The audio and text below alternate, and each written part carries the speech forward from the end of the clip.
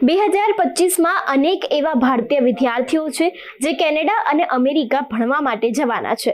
આજે આ ખાસ વિડીયો તે લોકો માટે જેટલા પણ વિદ્યાર્થીઓ છે જે કેનેડા જવાના છે તે લોકો આ વિડીયો ખાસ જોઈ લેજો, કારણ કે આજે આપણે અનેક એવા નિયમો વિશે વાત કરવાના છે। એટલું જ નહીં, જો તમે લોકો ત્યાં કેનેડા જવાના છો તો તમારે કઈ કઈ બાબતોનું ખાસ ધ્યાન રાખવાનું છે તે દરેક વાત વિશે આજે જ વાત કરીશું। નમસ્કાર, હું હંસિની અને તમે જોઈ રહ્યા છો નિર્ભય ન્યૂઝ।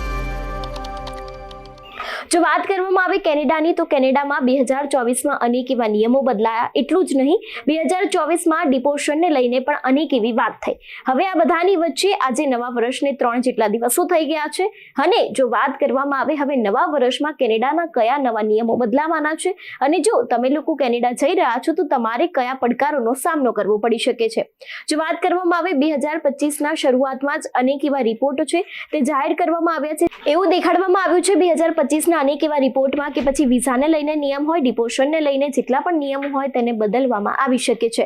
અત્યાર સુધી અનેક એવા રિપોર્ટ છે જે કેનેડા દ્વારા બહાર પાડવામાં આવ્યા છે, તેના અનેક એવા ચેનલ છે તે લોકો દ્વારા પણ બહાર પાડવામાં આવ્યા છે, પરંતુ હવે આ બધાની વચ્ચે લગભગ જો તમે કેનેડા જઈ રહ્યા છો તો વિઝાની એપ્લિકેશન્સમાં પણ ઘટાડો થયો છે। એટલું જ નહીં, 2025માં કેનેડાના અનેક એવા નિયમો છે જે બદલાઈ શકે છે। જો વાત કરવામાં આવે 2024ની તો 2024માં પણ અનેક એવા નિયમો હતા, વિઝાને લઈને નિયમો હતા, વર્ક પરમિટને લઈને નિયમો હતા, ડિપોર્શનને લઈને નિયમો હતા। એ દરેક નિયમો છે તે બદલાઈ ગયા હતા અને 2025માં પણ આની અસર કંઈક એવી જ થવાની છે। જો વાત કરવામાં આવે 2025ની તો 2025માં પણ વિઝાને લઈને નિયમો છે અથવા તો પછી જેટલા પણ અત્યારે નિયમો ચાલી રહ્યા છે ડિપોર્શનને લઈને તેમાં પણ અનેક એવા બદલાવો આવી શકે છે। ટ્રુડો સરકાર દ્વારા ઇમિગ્રેશનને લઈને જાહેરાત કરવામાં આવી હતી। એમાં એવું કહેવામાં આવ્યું હતું કે આગામી 2 થી 3 વર્ષમાં ઇમિગ્રેશન છે તેને લાદવામાં આવશે, એટલે કે 2025 અને 2026ની પણ કદાચ આ વાત હોઈ શકે છે। એટલે કે જેટલા પણ વિદ્યાર્થીઓ છે જે કેનેડા જઈ રહ્યા છે તે લોકો માટે આ વાત જાણવી ખૂબ જ જરૂરી છે।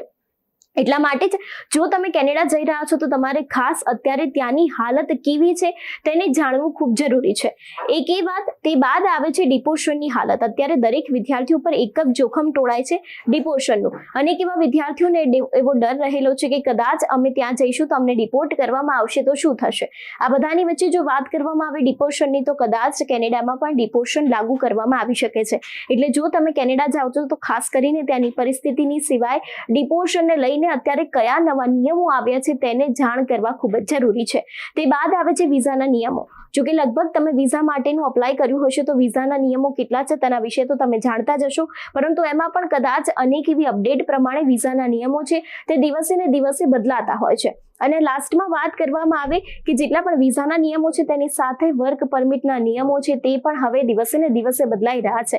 વર્ક પરમિટની જો વાત કરવામાં આવે તો વર્ક પરમિટમાં તમે જે પણ કામ કરો છો તેને લઈને તમને પરમિટ મળતી હોય છે।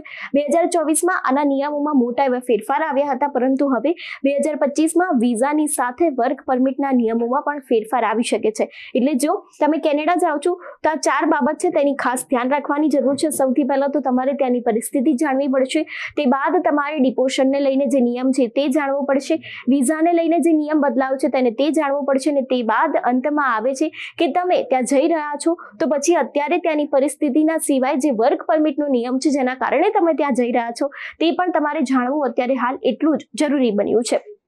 જો વાત કરવામાં આવે વિદ્યાર્થીઓની સંખ્યા વિશે તો 2021 અને 2022માં જે વિદ્યાર્થીઓનો ઉછાળો હતો તેમાં અત્યારે ઘટાડો નોંધાયો છે। જો છેલ્લા 2 વર્ષની વાત કરું તો 2024 અને 2025માં 2021 અને 22 જેટલા વિદ્યાર્થીઓ ત્યાં જઈ રહ્યા હતા તેટલા જ લોકો છે તેમાં હવે ઘટાડો નોંધાયો છે। એટલે 2024 અને 25માં આ વિદ્યાર્થીઓની વિઝા એપ્લિકેશનમાં મોટો ઘટાડો નોંધાયો છે અને આની જ અસર કદાચ કેનેડિયન લોકો ઉપર પણ પડી રહી છે, કારણ કે જે વિદેશ ઉપર નિર્ભર કરતું હતું, વિદેશી વિદ્યાર્થીઓ પર નિર્ભર કરતું હતું તે કેનેડામાં પણ હવે મોટા ફેરફારો આવી શકે છે।